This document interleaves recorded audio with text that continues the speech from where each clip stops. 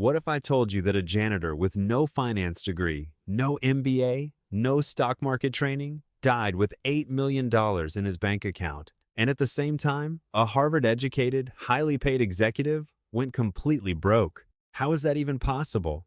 Well, the answer will change the way you think about money forever. This is Chapter 1 of The Psychology of Money by Morgan Housel, and it's called No One's Crazy. Every single person on this planet makes financial decisions that seem crazy to someone else.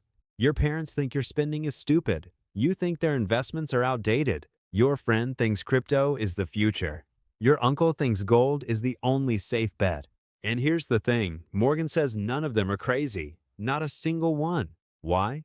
Because every person's relationship with money is shaped by their own unique experience. Where you were born, when you were born, what your parents earned, what the economy looked like when you were growing up. All of this shapes how you see money. And no two people have the same experience. So no two people think about money the same way. Think about it this way. If you grew up in a family where your father lost everything in the stock market, would you ever invest in stocks? Probably not. You'd think the stock market is gambling. But if you grew up in a family where your parents made a fortune in stocks, you'd think anyone not investing is a fool. Same stock market. Completely different reactions. And both make perfect sense, given their experience. Let me tell you two real stories that Morgan shares in this chapter. And these stories perfectly show why personal experience is more powerful than any textbook. Let's look at our first story, the millionaire janitor. Ronald Read was a gas station attendant. Later, he became a janitor. He never earned a huge salary. He never went to a fancy business school. He lived in a small town in Vermont, USA. He wore a flannel shirt, drove an old car, and lived a very simple life. And when Ronald Read died in 2014 at the age of 92, people discovered that he had accumulated $8 million. $8 million. A janitor. How? He saved whatever he could, and he invested consistently in blue-chip stocks for decades. No fancy strategy, just patience, discipline, and time. The world was shocked. Newspapers covered his story. But here's the thing. Ronald Read wasn't a genius. He just understood one thing. If you're patient with money, money is patient with you. Let's look at our second story, the broke millionaire. Now let me tell you about someone on the complete opposite end. Richard Fuscone, Harvard MBA, former vice chairman of Merrill Lynch, one of the biggest financial companies in the world. This man had every advantage you can imagine. Education, connections, salary, knowledge. And yet, Richard went bankrupt. He borrowed too much, lived too lavishly, and when the 2008 financial crisis hit, he lost everything. So let me ask you, a janitor dies a millionaire. A Harvard-educated finance executive goes broke. Who's the smart one? Who's the crazy one? The answer is neither of them is crazy. They just had completely different relationships with money, shaped by completely different life experiences. Let's look at how this is happening today. The lesson from this chapter is playing out right now, all over the world. The COVID generation versus the pre-COVID generation. Two different views of money. Think about two groups of people who started their careers at very different times. Group 1. The people who graduated college and entered the workforce between 2010 and 2019. They experienced the longest bull market in American history. The S&P 500 went from about 1,000 to over 3,300 in this period. Bitcoin went from worthless to $20,000. Unemployment dropped to 50-year lows. For this generation, the stock market felt like an ATM. You put money in, and you always got more back. Their big lesson was, be bold and take risks, because the market always rewards you. Group 2. The people who graduated in 2020 and 2021. They entered the workforce during a global pandemic. They saw the market crash and millions of people lose their jobs almost overnight. But then, things changed quickly. The market recovered at record speed. Stimulus checks arrived. Meme stocks exploded. Crypto went parabolic. Suddenly, people were making fortunes from their bedrooms. In just 18 months, this group learned two opposite lessons.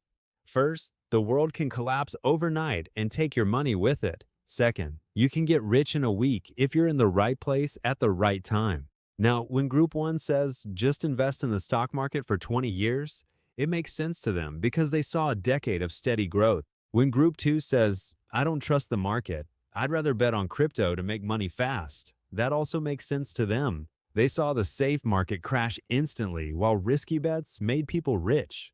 It is the same stock market, same economy, same country, but two completely different financial worldviews. Each group is making a logical choice based on what they actually saw happen. Neither group is crazy. Now expand this globally. A young person in Japan, where the stock market crashed in 1989 and took over 30 years to recover, has a completely different relationship with investing than a young person in America, where markets recovered in months. A person in Argentina who has lived through multiple currency collapses, 200+% inflation, and government seizure of bank accounts, relates to money in a way that someone in Switzerland with decades of financial stability simply cannot understand. Everyone is a product of their own history. Once you realize this, you stop judging people for how they handle money and start understanding why they do it. I'll be honest with you, when I first read this chapter, it hit me hard. Because I realized I've judged people for their financial decisions. I've thought, why is this person wasting money on that? Why isn't this person investing? Why are they so scared of the stock market? But the truth is, I don't know their story. I don't know what they've been through. Maybe they lost money once and the pain was so deep that they'll never go back. Maybe they grew up seeing their parents struggle, and for them, just having money in a savings account feels like a victory. And that's the beauty of this chapter. It teaches you empathy, not just about money, but about life. Before you judge someone's financial decisions, ask yourself, what did they go through to make that decision? And here's the flip side too. Understanding this idea also helps you. Because once you realize that your own financial beliefs are shaped by your limited experience, you can start to question them. Maybe the stock market isn't as scary as your father thinks. Maybe spending on experiences isn't as wasteful as your accountant friend says. The moment you realize your view of money is just one view, not the only view, you start making better decisions. There are 3 takeaways from this chapter. First, stop judging other people's financial decisions. You don't know their story. What looks stupid from the outside might be perfectly rational from the inside. Second, question your own beliefs about money.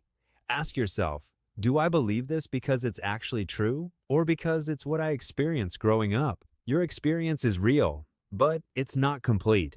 Third, start learning from other people's experiences. That's why you read books like this. That's why you watch videos like this. Because the more perspectives you absorb, the better your financial decisions will become. And that's chapter 1 of The Psychology of Money, No One's Crazy.